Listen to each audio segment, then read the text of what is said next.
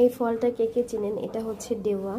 এটা অনেকটা কাঁঠালের মতো, অনেকে এটা মিনি কাঁঠালও বলে। তো আজকে ডেওয়া ভর্তা করব, তো রেসিপিটা আপনাদের সাথে শেয়ার করছি, একদম ইজি। তো আমি এখানে ডেওয়ার সাথে হচ্ছে লটকন নিয়ে নিয়েছি, লটকনগুলো ছিলে নিয়েছি। তো এবার দিয়ে দিব হচ্ছে এই পরিমাণ লবণ, এটা যার যার মানে আন্দাজ মতো। বিট লবণ দিলে অনেক বেশি মজা হয়, বাট বিট লবণ আমার ঘরে এই মুহূর্তে নাই।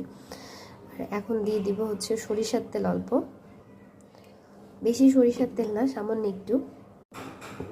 আর দুইটা এরকম কিউট কিউট পোড়া শুকনো মরিচ। এবার শুকনো মরিচগুলোকে এটার সাথে ডলে নিব।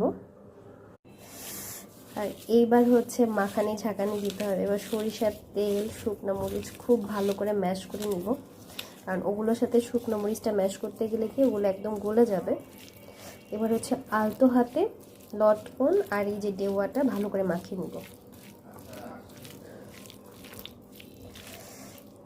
এটা যে খেতে কি যে মজা, মানে কি বলবো। ডেওয়াটা অবশ্য গ্রাম থেকে আসছে, আর লটকনগুলো কেনা।